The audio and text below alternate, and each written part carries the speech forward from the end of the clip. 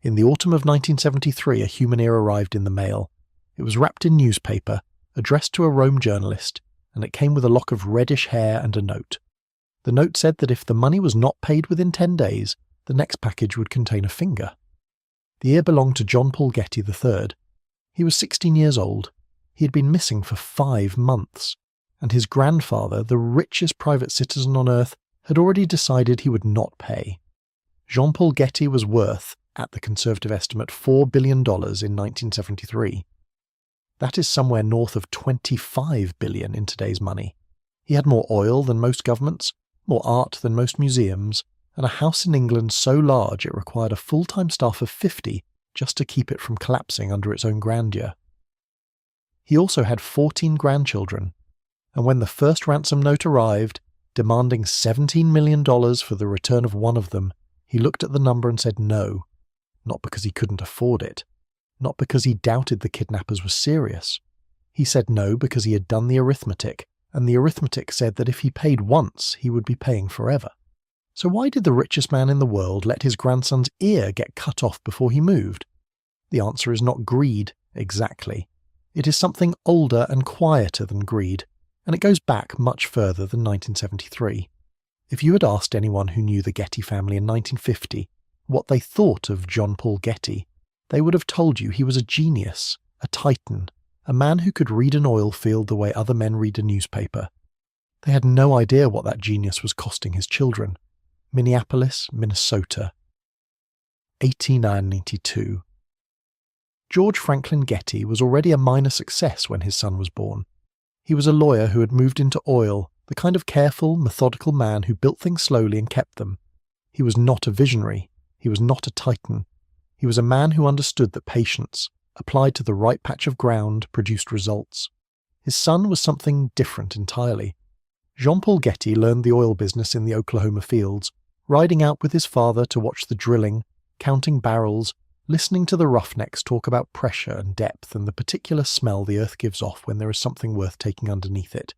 He was not a romantic about any of it. Where other young men in the field saw adventure, Paul Getty saw inventory. He made his first million at 23. His father was still alive. Neither of them made much of the occasion. That emotional economy, the sense that achievement was simply what one did, that celebration was a form of weakness, would define every relationship Paul Getty ever had, with his business partners, with his governments, with his wives, and eventually, in ways none of them could have anticipated, with his sons. By the time he was 30, he had already made and lost and remade several fortunes. The oil business in Oklahoma in the 1920s was not a place for the faint of heart. Prices collapsed without warning, wells ran dry, partners cheated, the law was approximate. Paul Getty operated in all of it with a kind of cold precision that unnerved even the people who admired him. He did not panic when prices dropped. He bought. He did not celebrate when they recovered. He expanded. His father died in 1930 and left him a company, Minahoma Oil, and roughly $500,000. Paul already had more than that, but the inheritance mattered because of what came with it. Legitimacy. A name that other men in the business recognized. A foundation from which to build something much larger than either of them had imagined.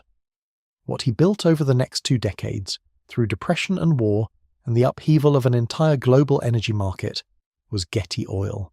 And the engine of it, the thing that made it genuinely extraordinary rather than merely successful, was a deal he made in 1949 that most of his competitors thought was insane. Saudi Arabia in 1949 was not yet the country it would become. The oil there was known, roughly, but the terms of extraction were still being negotiated across a dozen different agreements between the Saudi government and various Western companies. The major players, Standard Oil, Shell, the Anglo-Iranian consortium had already carved out their arrangements. The zones they considered worthless, the neutral territories between Saudi Arabia and Kuwait, had been left to whoever was willing to take the risk.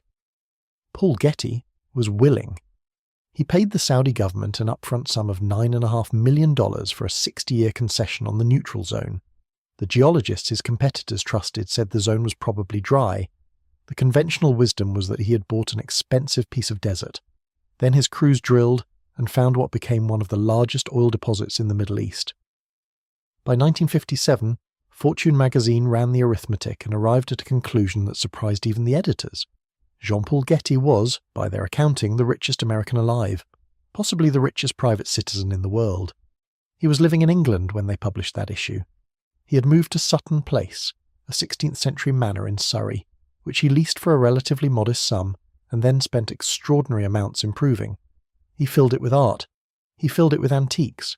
He filled it with guests, a rotating population of aristocrats and socialites and businessmen who came to stay, and found the experience simultaneously impressive and faintly strange. Faintly strange because of the payphone. At Sutton Place, in one of the receiving rooms, Jean-Paul Getty had installed a coin-operated payphone for his guests. The richest man in the world, in a house with 50 staff, had decided that he could not absorb the cost of his visitors' telephone calls. The phone was not a joke. It was not ironic. It was a serious decision, made by a serious man who had thought about money in every context of his life for so long that the gesture had simply stopped seeming unusual to him. I mean, think about that for a second. $4 billion, a payphone for guests. It is tempting to read the payphone as miserliness. It is tempting to read it as eccentricity. The people who knew him best read it as something more precise, a philosophy. Paul Getty believed, with a conviction that had been forged over 50 years of watching fortunes rise and collapse, that money left the hands of those who did not guard it. Every dollar you gave away was a dollar working for someone else. Every courtesy that cost money was a small hemorrhage. Multiply it enough times, across enough years, and you understood how great fortunes died. He was not wrong exactly. The history bore him out.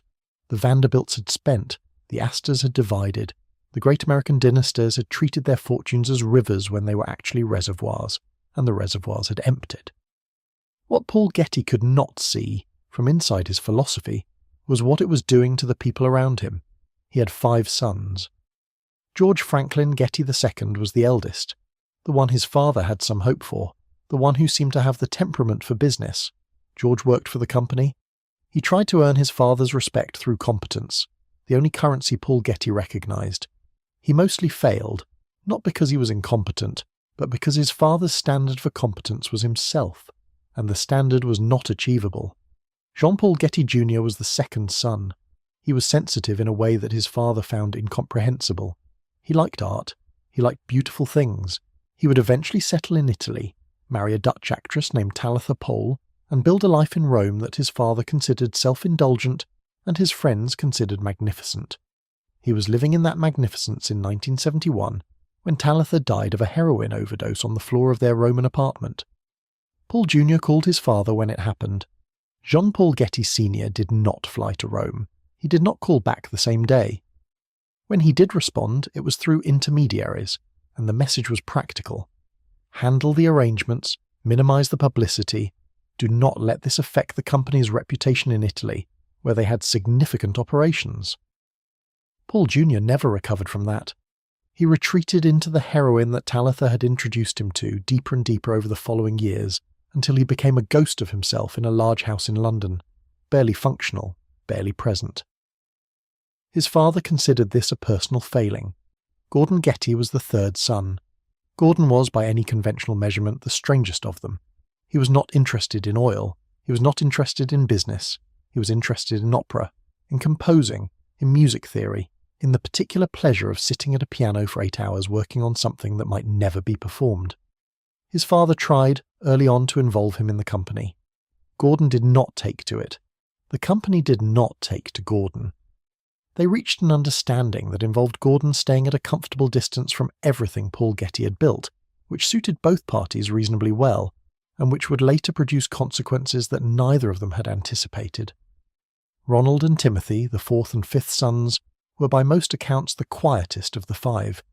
They received their inheritances, they stayed out of the newspapers, they lived their lives at the edges of a story that centered on their brothers and their father.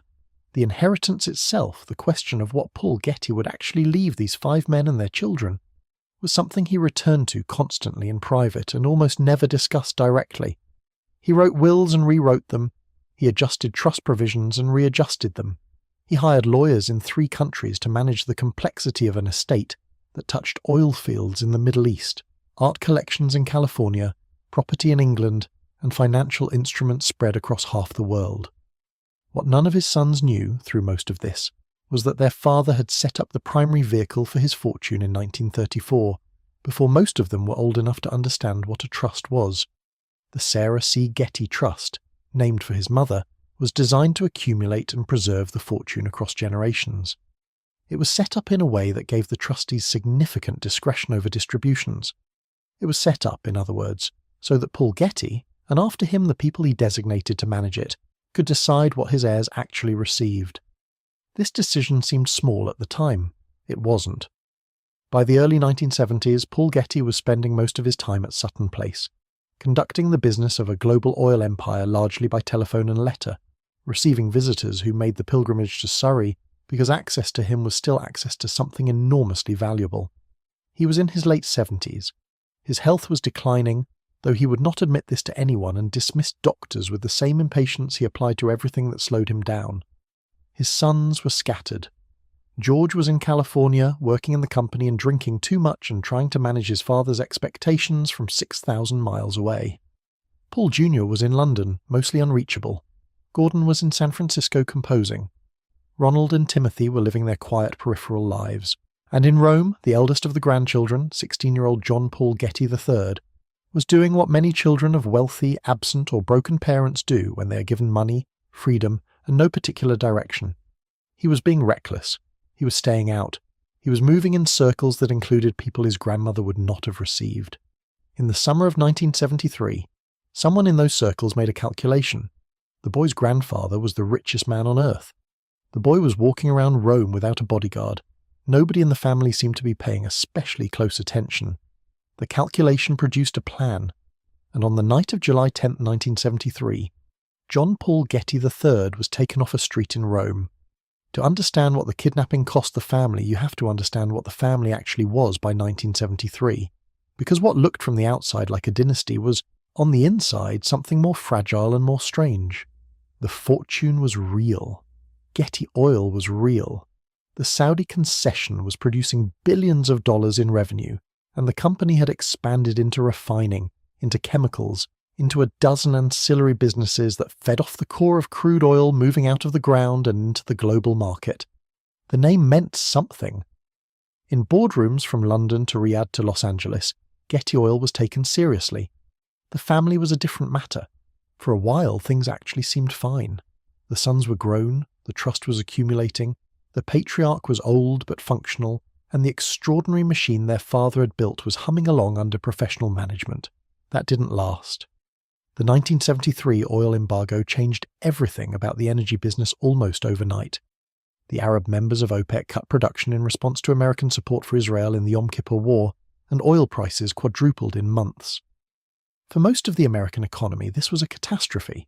For the companies sitting on large reserves of crude, it was something else entirely. Getty Oil, which had spent 20 years building production capacity in the Persian Gulf, suddenly found itself on the right side of the most dramatic commodity price shift in modern history. The company's revenues did not merely increase, they transformed. The fortune that Paul Getty had spent 50 years building became, in the space of 18 months, something categorically larger. He was aware of this, of course. He tracked it through the daily reports, the price cables, the production numbers. He adjusted the company's forward contracts and hedged where hedging was prudent, and expanded where expansion was warranted. He was 80 years old, and he was still the most alert person in every room he entered when the subject was oil. But there is a detail about those months that the official histories of the company tend to skip past. While the oil embargo was running, while Getty Oil's value was climbing, while the ransom negotiation for his grandson was dragging through the autumn of 1973, Paul Getty was also entertaining guests at Sutton Place. Dinner parties, visitors, the social machinery of a very wealthy, very old man who had decided that Sutton Place was the centre of his world, and the world could come to him if it wanted access. The guests who came during those months later described a strange experience. Their host was present, engaged, charming in the particular mode that he permitted himself in social settings. The food was excellent because he had a good cook and he valued good food, one of the few genuine pleasures he allowed himself without apparent guilt. The conversation was interesting. The art on the walls was extraordinary. And somewhere in the background of all of it, A teenage boy was missing part of his ear in a farmhouse in Calabria, and the grandfather had calculated that the situation was being handled appropriately. You'd think someone would have said something, nobody did. The sons had learned, across decades of watching their father operate, that emotional appeals did not function with him. Logic functioned. Argument functioned. Data, properly presented, could shift a position. But the language of grief, of urgency, of fatherly obligation, that language produced nothing in Paul Getty except a kind of mild impatience, as if you had started explaining a problem in a tongue he did not speak. George Jr., the eldest, tried the direct approach. He flew to Sutton Place and made the case in person. He was in his mid-40s, running the North American operations of the company, a man of considerable competence and considerable suffering, and he sat across from his father and explained that the kidnappers were serious, that the situation was deteriorating, that something had to be done. His father listened. He asked several precise questions about the credibility of the ransom demand and the reliability of the information sources. He said that professional negotiators were handling it, that paying any amount would encourage further kidnappings of family members, and that he had 14 grandchildren to consider. George left without the cheque. The negotiation was being handled in Rome by a man named Fletcher Chase, who worked for the company, and who was not a professional kidnapping negotiator, and who was operating with a mandate from his employer that was essentially resolve this for as little as possible. Chase made contact with the kidnappers. He offered $2 million. The kidnappers, who had started at $17 million, and now understood they were dealing with a man who meant what he said about not paying, began to move toward a middle ground. The ear arrived in November. It was sent to a Rome newspaper, Il Messaggero, because the kidnappers had concluded correctly that mailing it directly to Sutton Place would result in it being intercepted and suppressed. The newspaper published a photograph. The photograph ran in papers across Europe and the United States. A 16-year-old boy's severed ear, with a lock of red hair still attached on the front page of a Roman tabloid, and somehow it gets worse.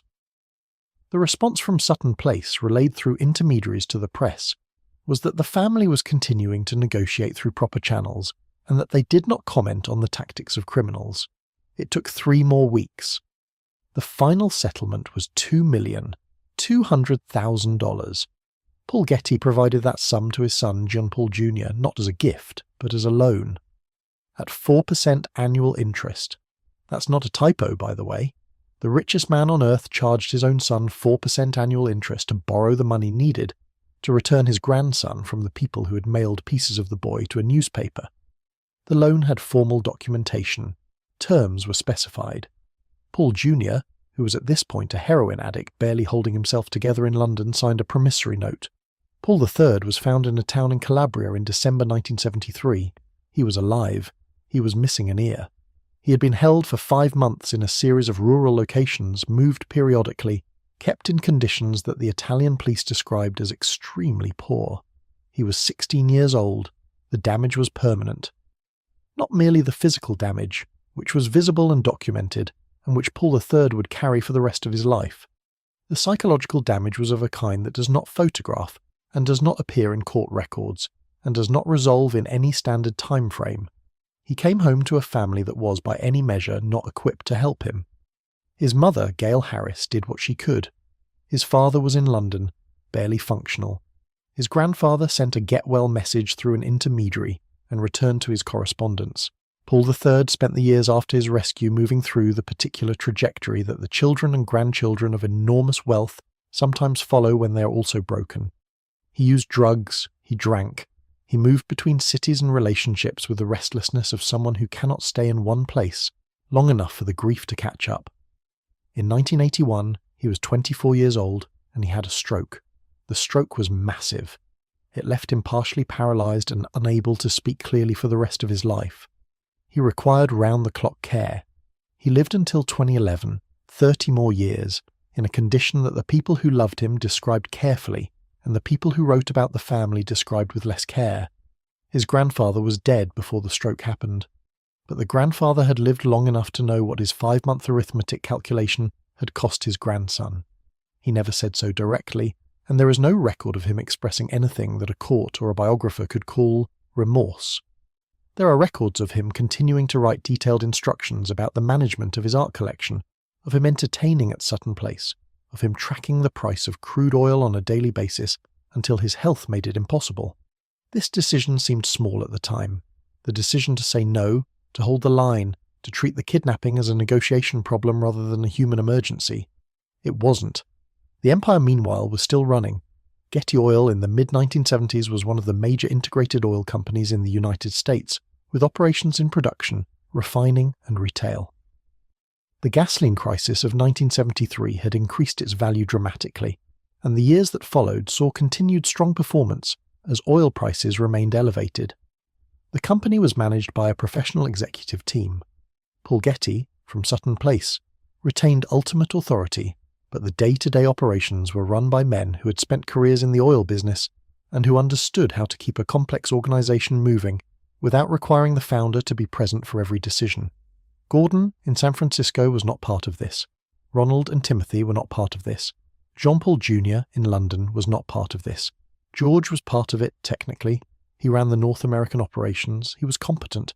He was also drinking heavily, and the combination of his father's distant expectations and his own inability to fully inhabit a role that was always slightly too close to the patriarch's standards was producing a man who was visibly deteriorating, even as his professional responsibilities increased. The trust continued to accumulate. The Sarah C. Getty Trust, which had been established in 1934 with the family's oil assets as its foundation, was by the mid-1970s one of the largest private trusts in American history. The exact value was not public. The exact terms were not public. What was public was the name of the institution that was taking shape in California, built on trust assets, and the collection that Paul Getty had spent 50 years assembling, the J. Paul Getty Museum. The museum opened its new facility in Malibu in 1974, a Roman villa reconstruction overlooking the Pacific, filled with antiquities and paintings and decorative arts that Paul Getty had acquired over decades with the same cold precision he had applied to oil fields. He never visited it. He had not been back to the United States since 1951, partly for tax reasons and partly because Sutton Place had become the whole of his world. But here is the detail that most accounts of the Getty family mention, and then move past too quickly. The museum was not controlled by his family. The trust that funded it was administered by a board.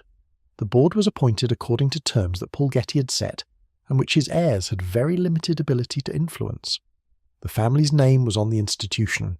The family's fortune, or a very large portion of it, would eventually flow into that institution.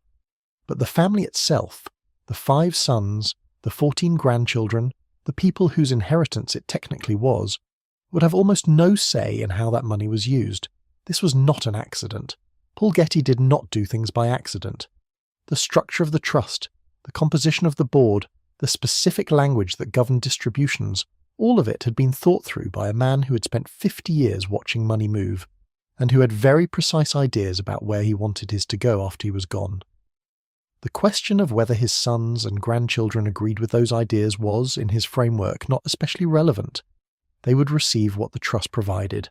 The trust would provide what the trustees decided. The trustees would decide according to terms he had set.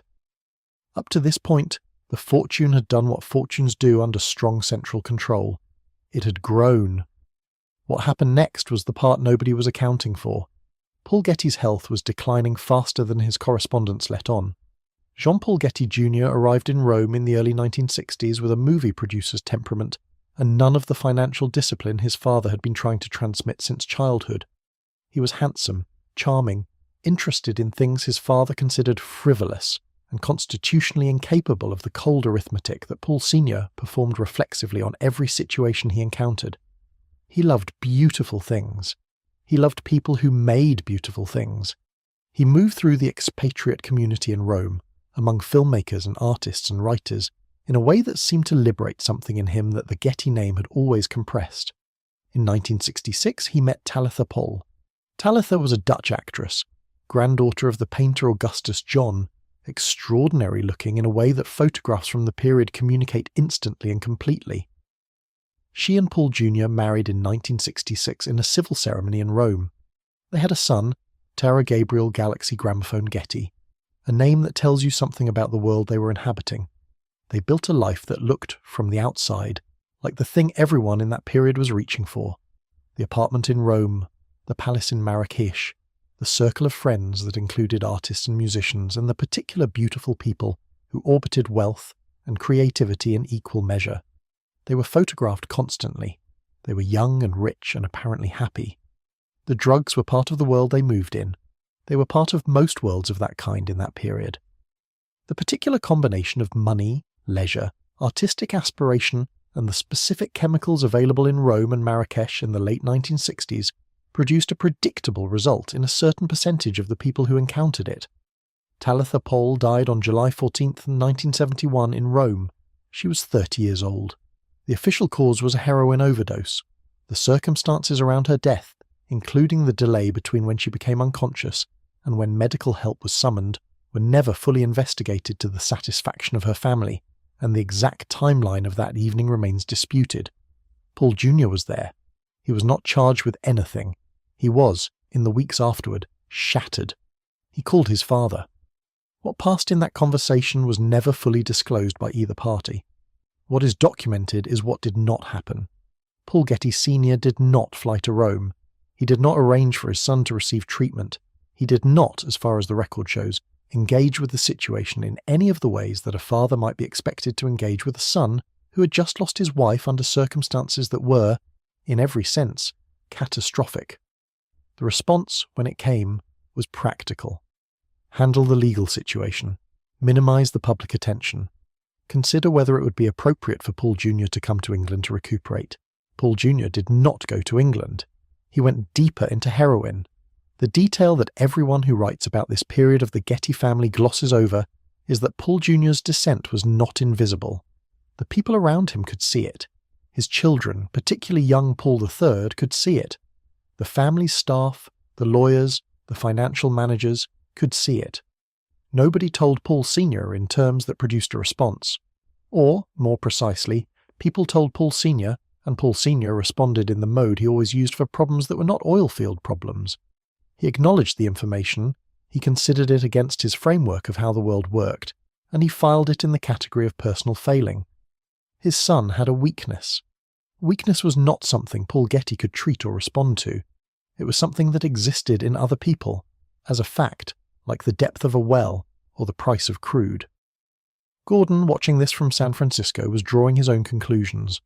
Gordon Getty had, by this point, essentially accepted that his relationship with his father would be conducted at a permanent and comfortable distance. He had tried early in his adult life to work in the company. He had done stints in the Middle East operations, had sat in meetings, had tried to perform the role that the eldest sons were expected to perform. It had not worked, for reasons that were partly Gordon's and partly structural. The company did not have room for someone who was primarily interested in music, and whose contribution to any oil field discussion was to ask questions that the professionals found slightly beside the point. His father had offered him a settlement, a fixed income from the trust, sufficient to live well, in exchange for staying out of the operations. Gordon had accepted. What Paul Sr. had not fully worked through was what happened to Gordon's relationship with the trust after the patriarch was gone. The trust terms gave the trustees discretion over distributions, but they also gave the beneficiaries certain rights, certain standing, certain ability to challenge decisions that they believed violated the trust terms. Gordon, alone among the 5 sons, was a beneficiary who had the temperament and the resources to exercise those rights systematically. He was also, alone among the 5 sons, not actively self-destructing. George Jr. was. George, the eldest, the one his father had had the most hope for, was by the mid-1970s visibly in trouble. He was drinking at a level that was affecting his work, affecting his health, affecting his relationships. The company had covered for him and worked around him, as companies do with the eldest sons of founders when the founder is still alive and the eldest son still carries the name. He died in 1973, 5 months after Paul III's kidnapping, of what was officially described as an accidental overdose of drug and alcohol. He was 48 years old. He was found at his home in Los Angeles. Paul Getty Sr. was informed. He did not attend the funeral. He was, his staff later confirmed, in poor health himself by that point, and the journey from Surrey was medically inadvisable. That was the reason given. George's death removed the one son who had been genuinely trying to inhabit the company. It left the professional management in effective control of Getty Oil's day-to-day operations, with the remaining sons either absent, incapacitated, or deliberately kept at a distance from the machinery. And it left Paul Sr., 81 years old, in Sutton Place, with a problem he could not solve through arithmetic. He was running out of family. He had started with 5 sons. George was dead. Paul Jr. was a functional invalid in London. Gordon was in San Francisco composing operas. Ronald and Timothy were alive and quiet and not part of the story in any meaningful operational sense. The 14 grandchildren were mostly too young, too scattered, or too damaged by the peripheral effects of growing up in the orbit of a man who treated affection as a luxury he could not afford. Paul III, fresh from his 5 months in Calabria and missing an ear, was 16 and already moving in directions that no one with any experience of that kind of trajectory would have found reassuring. The clock was already ticking. The patriarch just couldn't hear it yet. Jean-Paul Jr., meanwhile, was attempting something that could charitably be called recovery, and more accurately be called survival. He was in London, in a house in Cheyne Walk that he filled with art, because filling a large space with beautiful things was the one activity that still produced something recognisable as pleasure. He was using heroin, but less. He was seeing people, but fewer. He was not well. He would not be well for a long time. What he was, increasingly, was rich. Because the trust was producing income, and the income was being distributed, and even at the margins of a fortune as large as his father's, the margins were substantial. He donated quietly and without announcement to causes that interested him. Hospitals, arts organisations. The sort of giving that does not generate press releases and does not attach the family name to a building. His father found out about some of these donations through the lawyers and accountants who monitored the family's financial activity as a professional matter. His response, relayed through the same channels, was that Junior should be more careful about his tax position. Pay attention to this next detail because it explains everything about what came after. In the final years of his life, Paul Getty Sr. returned obsessively to the question of the trust. He amended it. He re-amended it. He added provisions and removed them and reinstated them in different forms. The lawyers who worked on these documents described a client who was simultaneously the most legally sophisticated non-lawyer they had ever encountered and the most emotionally opaque. He knew exactly what he was doing with the money. He was not confused about the legal structures or the financial implications. What he seemed unable to hold in mind was that the people the documents described, the sons and grandchildren who appeared in the trust terms as beneficiaries, were also human beings with feelings about what those terms said about how much their father and grandfather trusted them. He died on June 6, 1976, at Sutton Place. He was 83 years old. He died in his house with his staff surrounded by the art collection he had spent a lifetime assembling. His sons were not present. The estate was valued at around $4 billion. The will was, as the lawyers who spent the next several years working through it later described, extraordinarily complex. Multiple trusts, multiple provisions, conditions attached to conditions. A structure that had been built by a man who trusted no one, and had therefore tried to specify in advance every contingency that money could create. What nobody fully appreciated in the immediate aftermath was the degree to which that structure was about to become a weapon. Not in the hands of Paul Getty's enemies, in the hands of his son, July 10th, 1973, Rome. John Paul Getty III was 16 years old, and he was living the kind of life that 16-year-old boys live when they have money, freedom, and a father who is a heroin addict, and a grandfather who is the richest man on earth, and neither of them is paying close attention. He had left school. He was staying in an apartment in Trastevere, the neighbourhood on the west bank of the Tiber that was, in the early 1970s, beginning its long evolution from working-class Roman enclave to destination for young foreigners with artistic pretensions and not much need to work. He was painting. He was spending time with a circle of Italian friends, some of whom were involved in the political underground that defined much of Rome's cultural life in that period, some of whom were simply young people who liked to be out late. He was not hard to find. The men who took him came at night, 3 a.m. by most accounts, though the exact time was never established with certainty. He was grabbed on a street, put into a car, driven south. The drive took several hours. By dawn, he was in Calabria, in the region at the toe of the Italian boot where the 'Ndrangheta, the Calabrian organised crime organisation, had been operating for generations. The 'Ndrangheta had identified Paul III through the normal process by which they identified targets, through informants, through observation, through the particular intelligence network that operates at the intersection of organised crime and the social world of wealthy foreigners in Rome. They knew who his grandfather was. They had done the arithmetic that his grandfather had not yet done. The first ransom note arrived within days, $17 million. Paul Getty Sr. received the note through intermediaries. He read it. He consulted with his lawyers. He consulted with the company's security people. He did not, by any account, experience anything visible that could be described as panic. His response was the one that would define the next 5 months and define the public's understanding of him for the rest of his life. He would not pay. He cited his 14 grandchildren. He said that paying ransom was a form of encouragement. He said the figure was absurd. He was not wrong that paying ransom encourages further kidnappings. The criminological research on this point is consistent. He was also not wrong that his 14 grandchildren represented a significant vulnerability if it became known that the family would pay to retrieve them. What he was, in a way that the research cannot fully account for, was a man applying a framework to a situation that his framework had not been designed to handle. The Italian police were handling it nominally. The FBI had been contacted because American citizens were involved. The company had sent Fletcher Chase to Rome. The family was in the peculiar position that wealthy families in these situations always find themselves. Too much information, none of it reliable, every intermediary with their own agenda. Gail Harris, Paul III's mother, was making her own contacts.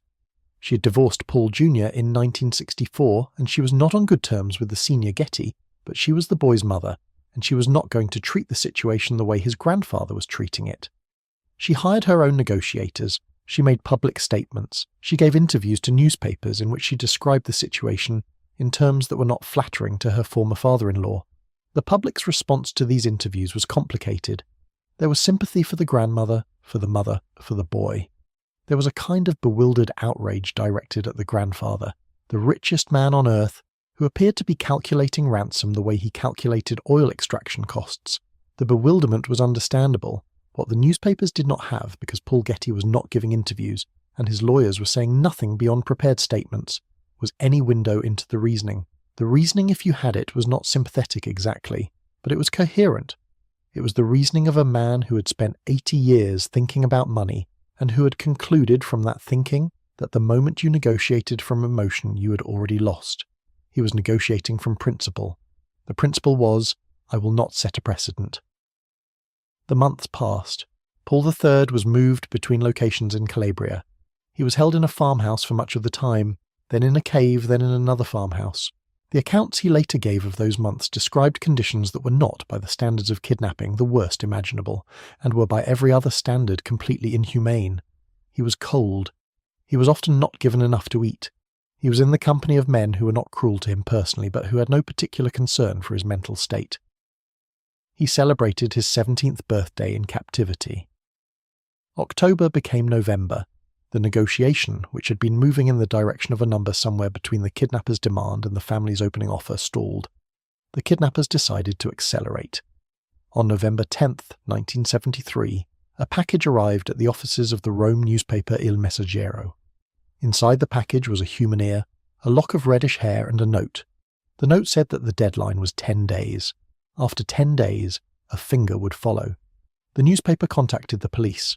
The police contacted the family. The family's representatives contacted Sutton Place. Paul Getty Sr. reviewed the situation. He had, for 5 months, maintained that he would not pay. The ear changed the calculus in one specific way. It was now public. The newspaper had been given the package deliberately, because the kidnappers understood correctly that a private family could be stonewalled indefinitely, but a public story moved on its own logic. The story was now public. What followed in the 2 weeks after the ear arrived was not a sudden change of heart at Sutton Place.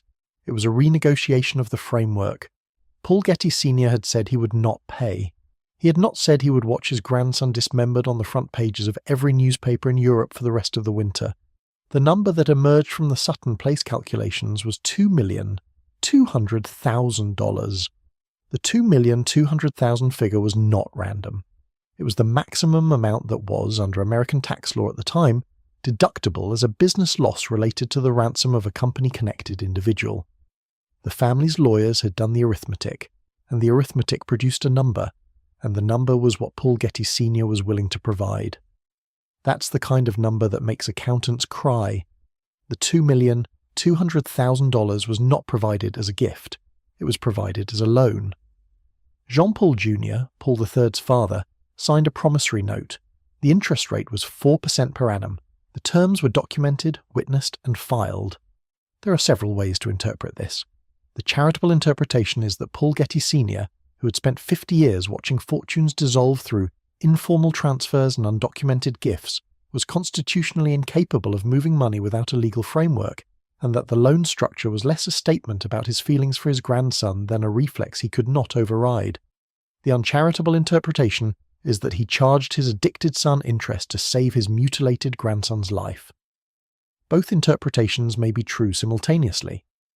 Paul III was found near the town of Leiria in Basilicata on December 15, 1973. He had been held for 157 days. He was alive. He was malnourished. He was traumatized in ways that would not fully surface for years, because the kind of damage that 5 months of captivity does to a 17-year-old boy does not announce itself all at once. He was missing the cartilage of his right ear. The kidnappers had removed it with a razor, and the wound had been allowed to heal incompletely over the months of captivity. He would spend the rest of his life with the visible mark of what had happened. His grandfather sent a message. It was warm, by the standards of his correspondence. The Ndrangheta members who had carried out the kidnapping were eventually arrested, tried and convicted, though not all of them, and not for as long as many people considered appropriate. The Italian justice system of the 1970s was operating under extraordinary pressure from multiple directions, and the Getty case, despite its international profile, was one of dozens of kidnapping cases moving through the court simultaneously. The money was partially recovered. Paul III went home. Home being, at that point, a somewhat theoretical concept for a boy whose father was a heroin addict in London, and whose grandfather was an octogenarian in Surrey, who had calculated ransom with a tax lawyer. His mother, Gail, did what she could. She was the most functional adult in his immediate orbit, and she was the one who actually had to manage the aftermath. The medical care, the psychological help that was attempted, the slow process of trying to help a teenager who had been through something that most psychiatrists had no particular framework for. Now, most people never heard about this part. The public story had been the ear, the ransom, the grandfather. The private story, the years of what followed, happened without coverage, without documentation, in the ordinary painful human way that private stories happen. Paul III came home and tried to become a person who had not had his ear cut off. He was 17 years old. He had the resources, in theory, because money was available. He did not have, in any functional sense, the family. By the time he was 20, he was using drugs with the same lost-at-sea quality that his father had used them, not recreationally, not experimentally, as an answer to a question that nothing else was answering. In 1981, he had a stroke. He was 24 years old. The stroke was caused by an overdose of drugs and alcohol, and it was massive enough to leave him with permanent paralysis on one side of his body and significant cognitive damage. He lived afterward in a condition that required constant care, and that the people who loved him described with careful euphemism, and that anyone who knew what he had been before the stroke described with grief. The same decision that had started with his grandfather's arithmetic in the summer of 1973, the decision that it was better to negotiate than to pay, that it was better to send a loan at 4% than a gift, had travelled through 5 months and 157 days and the next 8 years of a young man's life and arrived here. Paul Getty III lived until 2011. He was 54 years old. His grandfather had been dead for 35 years. Jean-Paul Getty Sr. died on June 6, 1976. He died in Sutton Place, in the house he had occupied for the last decade and a half of his life, surrounded by the art that he had spent 50 years accumulating and the staff that had become, in the absence of family, the closest thing to daily human contact he permitted himself. He was 83 years old. He had been in declining health for several years, and the decline had accelerated in the final months. He did not die suddenly or dramatically. He died the way very old men die when they have refused to acknowledge their mortality for long enough. Slowly, then quickly, in a house that was magnificent and, in the specific way that houses occupied by solitary people always are, very empty. His sons were not there. The will ran to hundreds of pages. The estate was valued at approximately $4 billion, though the exact figure depended on how you counted the trust assets versus the personal assets versus the company shares versus the art collection versus the property. The lawyers who began working through it in the summer of 1976 later described it as one of the most complex estates they had encountered, which, given that it had been assembled by a man who spent 50 years making it complicated, should not have surprised anyone. The primary vehicle was the Sarah C. Getty Trust, which held the bulk of the family's oil assets, and which had been structured over decades of amendment to accomplish a specific set of objectives. The trust would provide income to the beneficiaries, which included the surviving sons and the grandchildren. The trust would also continue to accumulate capital for the benefit of the institutions Paul Getty had chosen to benefit, which principally meant the museum in Malibu. The museum would receive, eventually, what would amount to the largest single bequest in the history of American art philanthropy. The family would receive the income from the trust. The distinction between these two things, the bequest to the institution and the income to the family, is the quiet engine of everything that follows. Income is not capital. Income, distributed annually, does not compound. Income divided among 5 sons and 14 grandchildren and their children after them dilutes with every generation. Capital compounds. Capital, concentrated in an institution with a professional board and clear objectives, grows. Paul Getty had, with absolute precision and full legal competence, arranged for the capital to go to the museum and the income to go to the family. He had done this over 50 years of deliberate legal construction. He had done this as a man who had thought more carefully about money than almost anyone alive. And somewhere in all of that thinking, he had not thought about what it meant for the people on the other side of the arrangement. Gordon moved. He was the third son, the opera composer, the one who had accepted a comfortable distance from the family's operations in exchange for a reliable income. He had spent 20 years at that distance writing music, living in San Francisco, being the Getty who was not in the news. Now he was a trustee. The trust terms, as they existed at the time of Paul Sr.'s death, made Gordon one of the trustees of the Sarah C. Getty Trust. This had been true for some time, but it had been a theoretical position while his father was alive, because the patriarch's living authority superseded whatever the documents said. Now the patriarch was dead, and the documents were what they were. Gordon began reading them. He was not an oil man, and he was not a lawyer, but he was not stupid, and what he found in the trust documents, read carefully, was a structure that had significant ambiguities and that the existing professional trustee, a bank, was interpreting in ways that Gordon believed were not in the beneficiary's interest. He hired lawyers. What followed over the next several years was a legal conflict of considerable complexity, conducted by very expensive attorneys on multiple sides, that produced outcomes that the press covered sporadically and that the family experienced with an intensity that the press coverage did not capture. The short version is that Gordon eventually achieved a position of significant control over the trust, negotiating settlements with the bank trustee and acquiring rights that his father's structure had not obviously intended to give any single family member.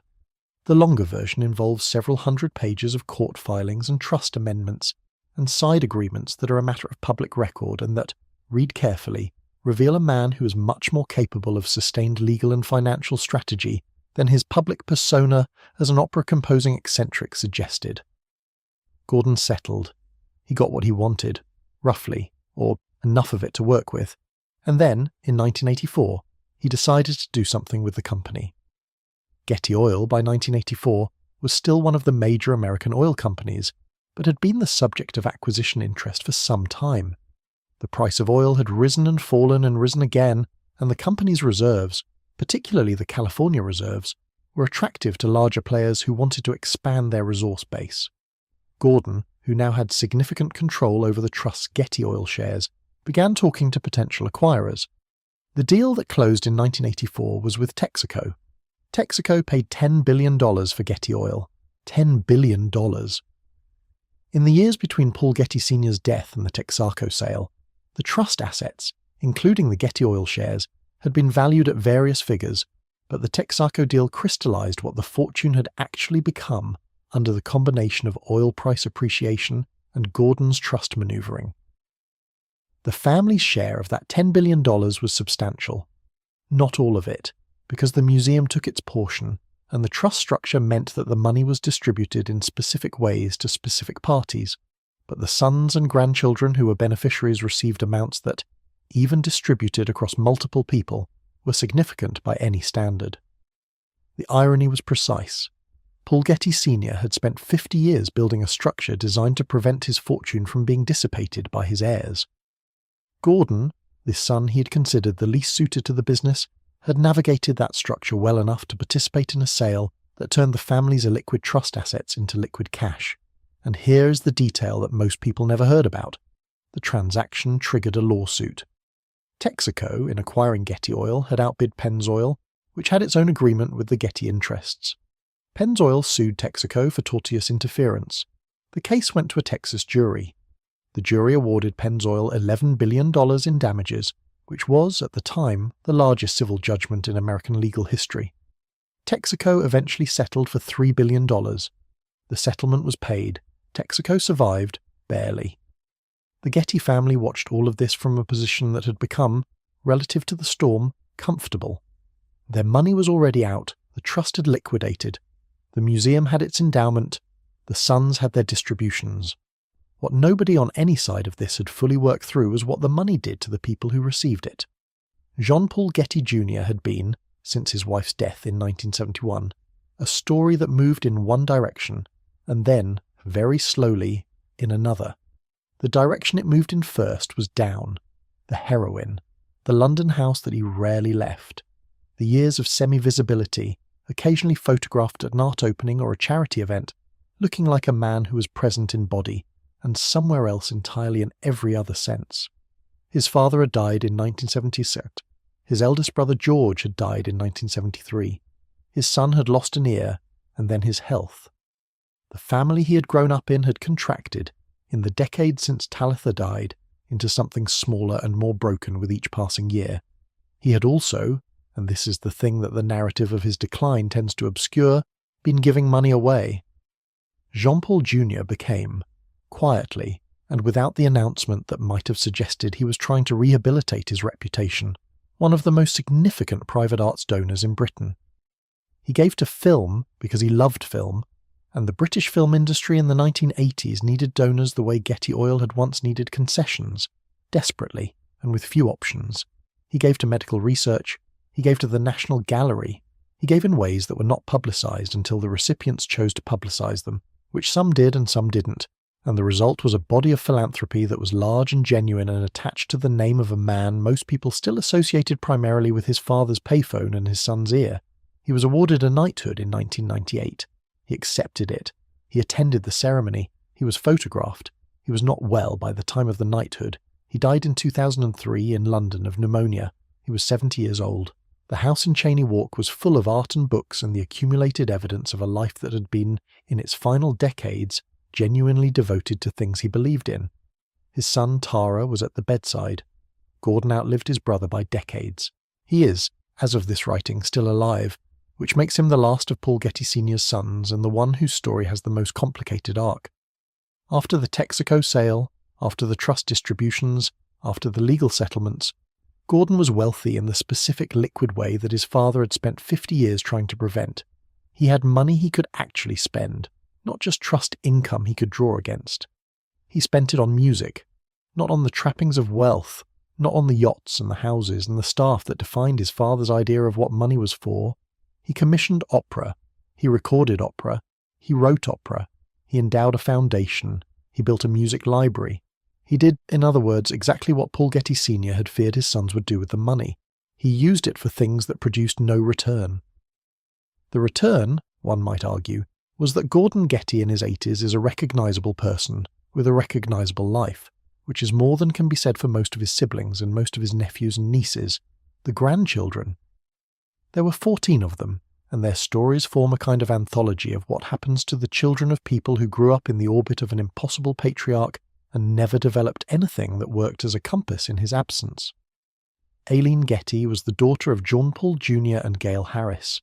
She became a public figure in the 1980s for a reason that had nothing to do with the family fortune and everything to do with a particular moment in American cultural history. In 1985, Aileen Getty was diagnosed with HIV. She was 25 years old. She was the daughter of a man who was a heroin addict and the granddaughter of the richest private citizen in the world. She was one of the first public figures to disclose an HIV diagnosis at a time when the epidemic was killing people in large numbers and the mainstream cultural response was a combination of fear, stigma, and deliberate ignorance. She disclosed because she believed disclosure was right. She became an activist. She gave money from her share of the trust to AIDS research and treatment. She built a public identity that had nothing to do with being a Getty, except in the sense that the resources were Getty resources. She's still alive. Balthazar Getty, son of John Paul Getty III, was born in 1975, which means he was 6 years old when his father had the stroke that ended the father's functional life. He grew up with a father who could not speak clearly and who required constant care and who was, in the specific way that survivors of massive neurological events are, simultaneously present and absent. He became an actor. He was young and handsome and bore a resemblance to his grandfather, Jean-Paul Jr., that photographers noted regularly. He worked steadily, in films and television, for a career that was solid without being spectacular. He was, by the standards of what the Getty grandchildren were up against, doing all right. Andrew Getty was the son of Gordon. He was 54 years old when he died in 2015, alone in his house in the Hollywood Hills, of gastrointestinal bleeding caused by methamphetamine use. He had been a film producer, or had tried to be. He had made one film, The Evil Within, which he had spent 15 years and $5 million of his own money producing, rewriting, reshooting, obsessing over. The film was released after his death and received reviews that were, in the specific way that reviews of films made by obsessive wealthy men who have no external check on their vision are received, puzzled and not especially warm. He died alone in his house. When the police were called, they found evidence of long-term drug use and a living situation that suggested a person who had been, in the final period of his life, largely disconnected from the ordinary social mechanisms that catch people before they fall all the way. He was the grandson of the richest man on earth, and somehow it gets worse. John Paul Getty III, the boy who had been kidnapped, the boy whose ear had been cut off, the boy whose grandfather had charged interest on the ransom, had been in a care facility for most of his adult life. The stroke at 24 had left him unable to communicate clearly, unable to move without assistance, dependent on round-the-clock care. He lived for 30 more years in that condition. The care was provided because the money was there, by a team of professional carers. His mother Gail was involved. His children visited. His father, Jean-Paul Jr., visited when he was able, which became less often as Jr.'s own health declined. He died in February 2011. He was 54 years old, the same age Andrew Getty would be when he died 4 years later. The family had started with one man and $4 billion. By 2015, the man had been dead for almost 40 years, and the people who carried his blood were scattered across a map that had no center.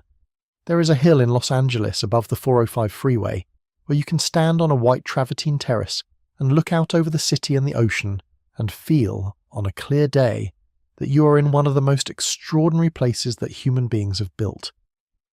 The Getty Center opened in 1997. It cost nearly $1 billion to build, which came from the museum's endowment, which came from the trust, which came from the oil fields in California and the Saudi neutral zone, and 50 years of Paul Getty reading the ground better than anyone else. The museum is free to visit.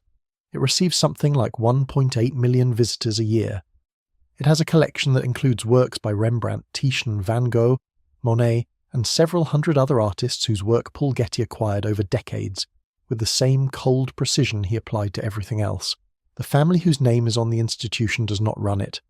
They do not sit on its board in any operational sense. They do not benefit financially from its activities.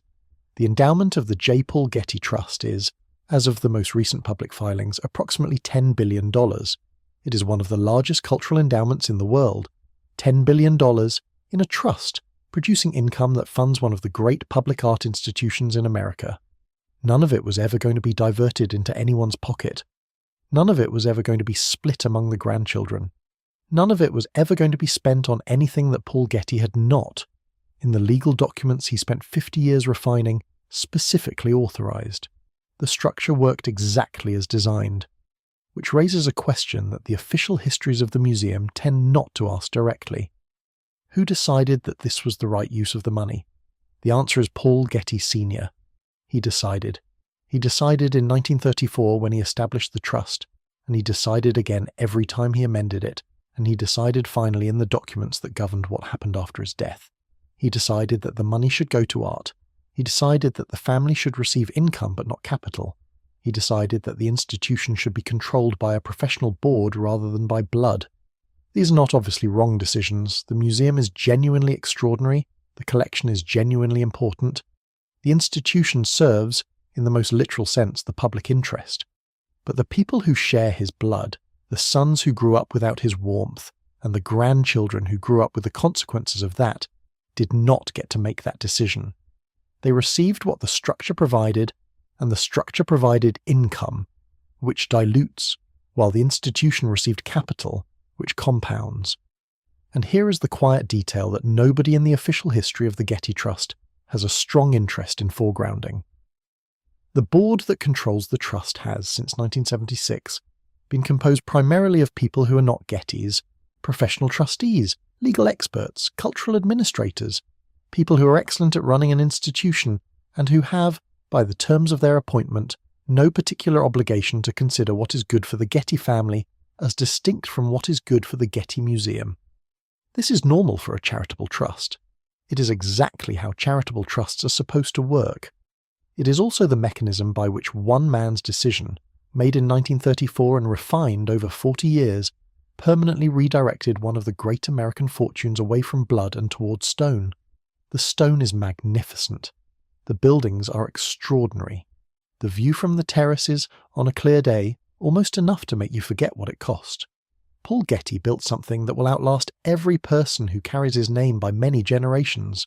The museum will be there when his great-great-grandchildren are gone. The collection will still be hanging on the walls. The view from the terrace will still be there. What will not be there is the family, in any form that resembles what he might have imagined when he was first setting up the trust in 1934. A young man building a fortune and thinking about posterity. George dead at 48. Paul Jr. dead at 70, spent. Paul III without a functioning life from 24 to 54. Andrew dead alone in a house. Gordon still alive, the last of the original 5 composing music in San Francisco. The 14 grandchildren scattered. The name on a museum in Los Angeles. In the summer of 1973, Jean-Paul Getty said he would not pay because he had 14 grandchildren, and he could not afford to establish the precedent. By 2015, when the last of the grandchildren who had made the news died, there were 14 grandchildren, and among them there had been 1 kidnapping, 1 severed ear, 1 stroke at 24, 1 drug death alone in a house, 1 HIV diagnosis, and several stories that never reached the newspapers at all, which are, in their way, the loudest stories of the lot. He had built a structure designed to protect the fortune from the family. The structure worked. The fortune, concentrated in the institution, is intact. The art is preserved. The endowment is growing. The view from the terrace in Los Angeles is available to anyone who makes the drive up the hill and pays nothing at the door. The man who built all of this died alone in Sutton Place, with his staff and his art, and the correspondence he had been working on, until his health made it impossible. He did not leave the house in his final months, and the house was very large. His sons were not there. His grandchildren were not there. The payphone in the receiving room was still there,